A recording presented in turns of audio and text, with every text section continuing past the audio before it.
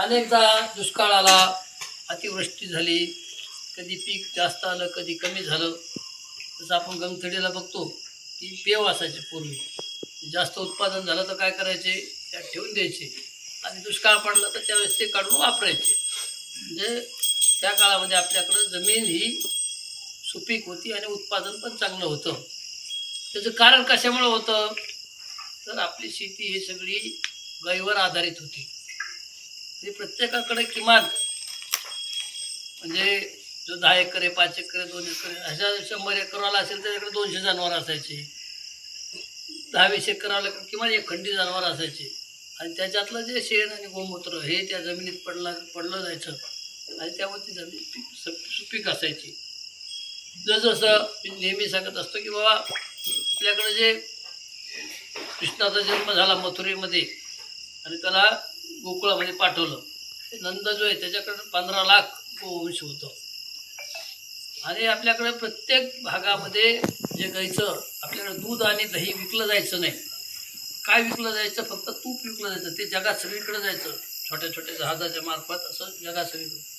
आणि त्यावेळेस विनिमयाचं दुसरं साधन नव्हतं. आता जसे रुपये आहे, आमकं तसे डॉलर आहे, पण ते काय करते, तुपाच्या बदल्यामध्ये आपल्याकडे सोनं द्यायचे आणि त्या सोन्याच्या ह्याच्यावर आपल्याकडं प्रत्येकाच्याकडं राहायला झोपडीच असत, पण 200-250 ग्राम, अर्धा किलो सोनं हे प्रत्येकाच्या घरात असायचं. त्यामुळे आपल्याकडं म्हणायचे किंवा भारतात काय आहे, सोने की चिडिया किंवा सोन्याचा धूर उगवणारं निघणारं असं साधारणतः देश आपला, अशी ओळख होती. आणि अजून आपण लक्षात घ्या की कुणी भरते म्हणजे काय म्हणतात त्याला, ज्याच्याकडं काहीच नाही आहे, कंगाल आहे, त्याच्याकडे कधी डाका पडत नाही. डाका कोणाकडे पडतो, ज्याच्याकडे धनवान आहे.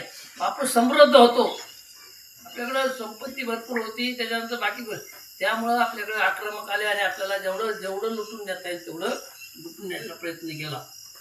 जसं सांगतात की सोरटी सोमनाथ की 17 वेळेस लुटून नेलं. कशामुळं, त्याच्याखाली जे जड जवाहर होते ते लुटून नेण्यासाठी.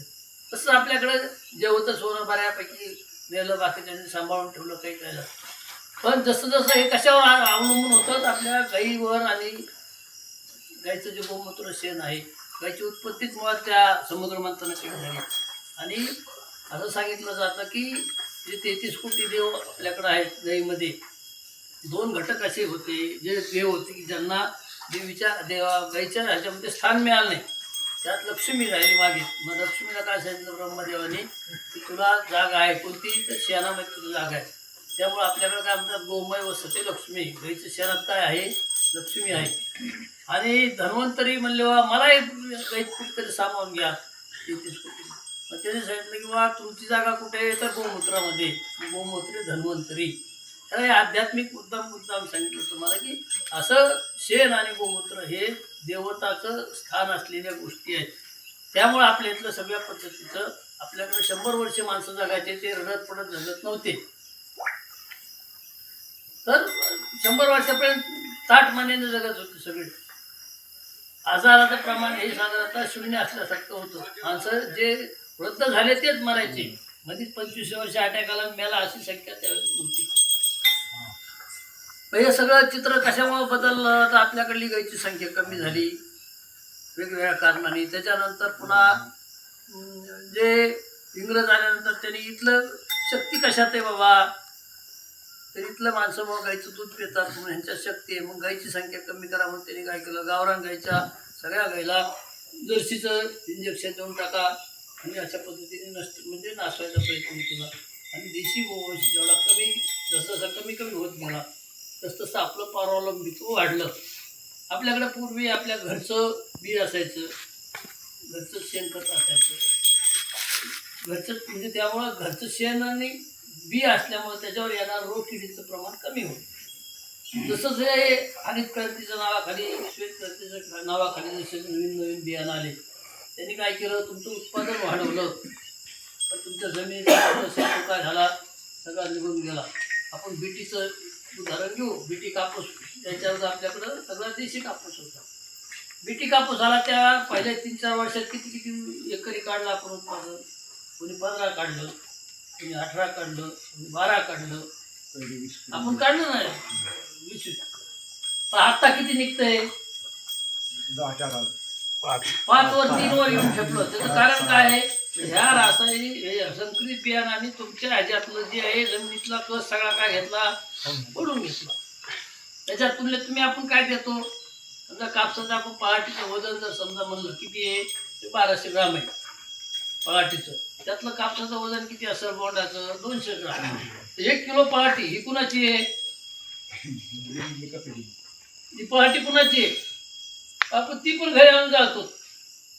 तर जमिनीला द्यायला पाहिजे की नाही काहीतरी.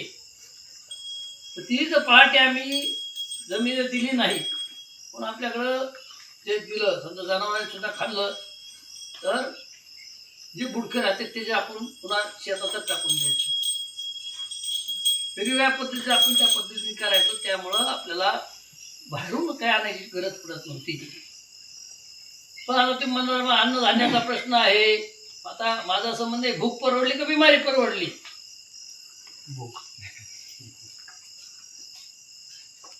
माझं पटावं असं माझं म्हणणं नाही. सगळं फक्त मी तुमच्या समोर मांडतोय, भूक परवडली का बिमारी परवडली. मग ते आपल्याकडं जे जे होतं गावरान ज्यांनी ज्यांनी सांभाळून ठेवले ते पुन्हा आपल्याकडे यावं. पण आपल्याला काय पुरतं. मी आता लगेच तुम्हाला घाबरून टाकत नाही. आता कुठल्या तरी गावात त्यांनी सांगितलं की 40 वर्षाचा पोरगा कॅन्सरनी 8 दिवसापूर्वी कळान गेला.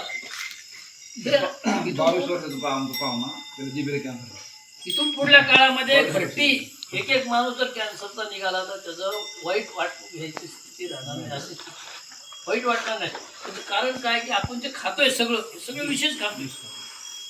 तुम्ही कापसावर फवारणी केली, कशाने करा, ते जाणार आहे का तुमच्या हवे वाटर ह्याच्या वाटर. त्यानंतर तुम्ही पिकावर फवारणी केली, ती तुमच्या जाणार आहे की नाही. तुम्ही युरियाचा भडीमार वापर केला, तुम्ही उसाला युरिया टाकला, अजून काय 2 खत टाकले, त्या रसातून म्हणा भिजातून म्हणा, ते जाणार ना विष. ते विष तुमच्याकडे जातं, ते बाहेर काढायचे तुमच्याकडे काही यंत्रणा आहे का? ती यंत्रणा फक्त गाईकडे आहे. गाईकडे कशी यंत्रणा आहे तर गाईचं शेण, गोमूत्र, दूध, दही, तूप ज्याच्या खाण्यामध्ये येईल त्याला कॅन्सर होणार नाही हे आपण लिहून देतो. कारण तुमच्या पोटात गेलं पाहिजे. गाईमध्ये ताकद आहे ती.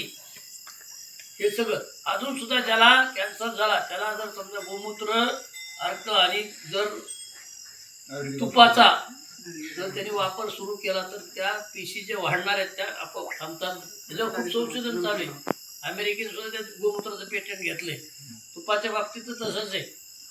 हे सगळं आता मेडिकलकडे केमोथेरपी ह्याच्याशिवाय दुसरं काही औषध नाही.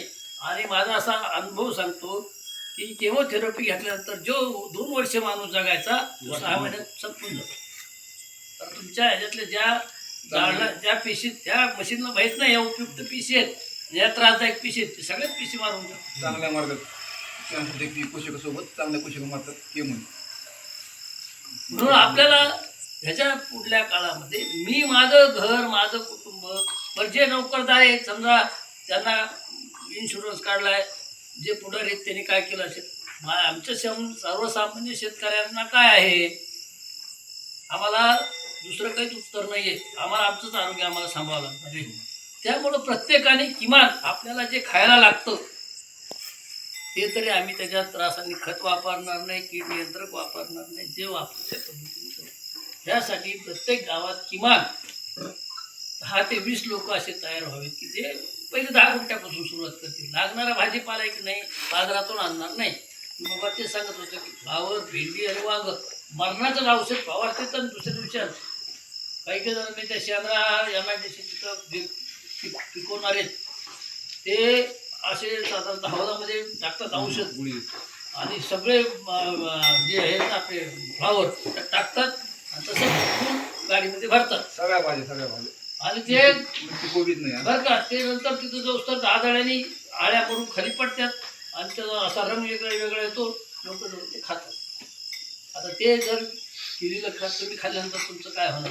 आमच्याकडे दूध नीट राहिलं नाही, आमचं तेल नीट राहिलं नाही, भाजी नीट राहिलं नाही आणि बाकीचं जे खातो ती नाही. आम्ही राहणार कसे नीट सांगा ना. पोपटची हवा घ्या ती शुद्ध ती सुद्धा नाही. तर हे सगळं आपलं जे आहे ते किमान माझं मला लागणारा भाजीपाला, मला लागणार आहे, ह्याच्यात मी केमिकल फवारणार नाही, काय त्याचबरोबर काय करते म्हणजे काय पण मला जे लागते की नाही, मला कुटुंबाला लागतं ते तर मी साधारणतः 20 मुक्त करीन. त्या दृष्टीने आपल्याला प्रत्येक गावात किमान 10 ते 20 लोक तयार झाले. तर मग ह्याच्यानंतर आपल्या तयार होतील. मग भाजीपाल्याचा काही विषय आपल्याला करता येईल किंवा गावरान पद्धतीचा भाजीपाला आपण घेऊ, त्या पद्धतीने जमीन करू, जमिनीसाठी काम करू, नंतर पिकासाठी काम. आणि हे अशा पद्धतीने आपण केलं, माझं जे खाऊन शिल्लक राहील त्याची विक्रीची कशी व्यवस्था करायची त्याचाही आपल्याला विचार करता येऊ शकतो. कारण आजच सगळं होईल अशातली गोष्ट नाही. आज आपण समजा 3-4 गोष्टी समजून घेतल्या की काय लागतं बा आपल्याला, ते पिकावर येणारे किडे हे कमी खर्चामध्ये कसं नियंत्रित करता येईल म्हणून आपण हे गोमूत्र संजीवनी दशपर्णी अर्काचं सांगितलं. नंतर आपल्याला काही टॉनिक पाहिजे, जसं गोक्रपा अमृत सांगितलं, आपण फळ रसायन सांगितलं, हे दोन्ही आपल्याला काम आहे. अशा पद्धतीने इथून पुढल्या काळामध्ये सुद्धा एक आपण ठरवू 15 दिवसाला का महिन्याला बसायचं की 5 गोष्टीचं साधारणतः आपल्याला प्रशिक्षण घेऊ. 5च गोष्टी शिकू, त्या आपल्याकडं आपल्या शेतात त्याचा अवलंब करू. आणि मी असं म्हणणार नाही लगेच आज यादी केली उद्याच्या लगेच सगळेजण करायला लागले असं नाही. पण ह्यातले किमान आता समजा देवपिंपरी गावातले 10 जणांनी तरी ठरवा की आता आम्हाला जे आम्ही करू त्यातलं आमच्या ह्याच्यात आम्ही रासायनिक खत वापरणार नाही. मग माझ्यासाठी अर्धा एकर तुम्ही बाजूला काढून ठेवा. जे आम्ही भाजीपालो त्याच्यात आम्ही गावरान पद्धतीचंच करू.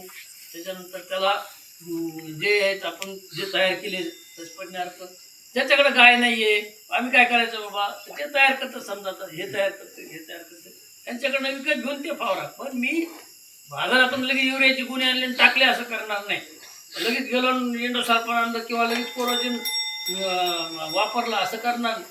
हे जे आहे ह्या पद्धतीचा वापर करून आम्ही विषमुक्त अन्न जर खाल्लं आपण नीट राहू, आपली पुढली पिढी नीट राहील. 5व्या-6व्या वर्षा पोराला जर डायबिटीस झाला काय त्याची स्थिती सांगते, कसं आयुष्य काढणार आहे. आणि रात्री गप्पा मारत असलेले 20-22 पोरग समजा तुमचं जायला लागलं, करायचं काय त्याचं सांगा बाकीच्या गोष्टी. म्हणून ह्या तुम्हाला भीती घालत नाही, वस्तुस्थिती काय ते समजून सांगा. म्हणून आपण आपल्याला जे करण्यापुरतं आपल्या घरच्या खायपुरतं तरी किमान आपण विषमुक्त गायच्या आधारित जर केलं आपल्याला सगळ्या गोष्टी करता येऊ. ह्यासाठी लागणारं तुम्हाला नंतर जे आपल्याकडे जास्तीचं उत्पादन होईल त्याचं मार्केटचं काय करायचं. तर आत्ता माझा असा अनुभव आहे की इतके लोकांची मागणी हे आपण देऊ शकत नाही. पण जसं आता भाऊसाहेबांनी एक गेवऱ्यातल्या 2 कॉलन्यात असं सांगून ठेवलं की बा आमच्याकडे आम्ही तयार करू तुम्हाला आणि तुमच्याकडे पोस्ट करू, त्या पद्धतीने जे काय बाजार भाव असेल त्या पद्धतीने तुमची विक्री करू. आपल्याला समजा गॅरंटीचं गिरायक मिळालं आपल्याला आपल्या इकडे तयार करता येऊ शकतं. आणि मग त्यांचं काम भागतं, त्यांना विषमुक्त अन्न भेटेल, आपल्याला 4 पैसे इतरांपेक्षा चांगलं अन्न देऊन आपण त्यांचे 4 पैसे देऊ शकतो. या पद्धतीने आपल्याला विचार करायचा. ह्याच्यात जेवढं जास्तीत जास्त लोक सहभागी होतील तेवढं त्यांचंही चांगलं होईल, बाकी ते समाजाचंही भलं होईल. त्या दृष्टीने आपण काम करायचं. ज्या ज्यावेळी तुम्हाला आमची मदत लागेल त्याच्यावेळी आम्ही तुम्हाला दोन्ही पद्धतीने आता आपण ह्याचा ग्रुप तयार करू. 8 दिवसाला बसायचं, 15 दिवसाला बसायचं, महिन्याला बसायचं आपण ठरवू. त्या पद्धतीने वाटलं असतं आता यावेळेस हे केलं दुसऱ्या वेळेस ह्यांच्याकडे करता येऊ शकतं. जास्त इथंच सगळं केलं पाहिजे अशातली काही गोष्ट. ह्यांनी काही नवीन आता गेले 12-15 वर्षापासून विषमुक्त शेती करतात. आपल्याकडे अशोकराव पठाडे करतात, अविनाशजी करतात. हे ह्यांचे आपल्याला अनुभव लक्षात समजा. म्हणजे मी काय तिकडे येऊन सांगायला होतं आपल्याकडे परिसरात करणारे लोक आहेत म्हणून ह्यांना मुद्दाम बोललो की तुम्हाला काय वाटतं बा बीडकडे चलत असताना बा इकडे काय इथं आहे कुणी जवळपासचं, इथं पुन्हा जवळपासचे लोक आहेत म्हणून त्यांना मुद्दाम या म्हणून की आपल्या शेजारी पण करतात बरं का, आपण त्याच्याकडे जाऊन बघत नाही कधी. त्यामुळे जर हे करता आलं आपल्या तर आपण एकमेकाचं देवाणघेवाण जर केली ह्या पद्धतीने आपण जर केलं तर सगळ्या सृष्टीचं भलं होईल, आपलंही भलं होईल. कोणाला काही शंका काही अडचण असेल तर 5 मिनिटं आपण बोलूया. 10-15 मिनिटं लागते. येतो थोडा. कोणाचे काही प्रश्न असेल विचारा.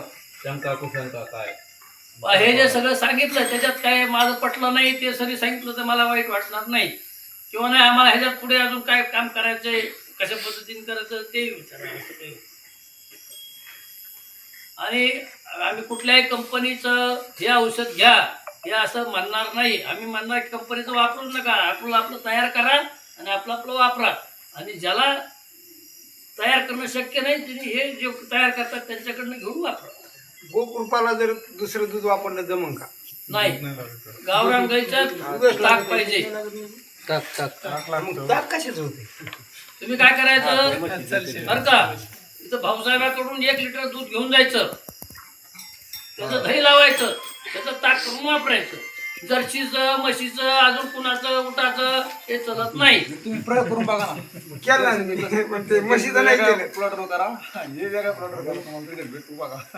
कारण दुधामुळे सर त्यांनी अडचणी जे आल्या. कंटेंट तयार केलंय बरं का, ही माहिती देतात त्यांनी. ते या सगळ्या पंचगव्यातले कंटेंट काढून त्याच्यावर अभ्यास केला, मग ते सांगितलं. आणि ते पूर्ण देशभर हे फुकट वाटप केलं जात आहे. गोकृपा अमृताचे कुणालाही पैसे कुणी मागत नाही. पण बाकीचे जे तयार करतील, समजा त्याने गोमूत्र संजीवनी केलं, दशपर्णी अर्क केलं, तर ते मात्र त्याचे पैसे टाकून द्यायचे, त्यांच्याकडून विकत घेऊन द्यायचे. गोकृपा अमृताचे पैसे द्यायचे नाही.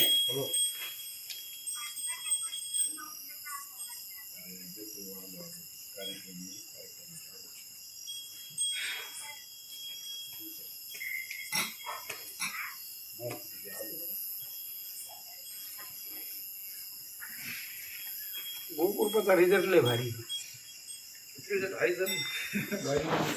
म्हणून 15 दिवसाला गोकृपा अमृत, 15 दिवसाला अमृत पाणी, अशा पद्धतीने आपण जर देत राहिलो जमिनीला, तर वर्षभरात आपलं कुठलंही पीक घ्या तरी तुमचं मदतच करणार.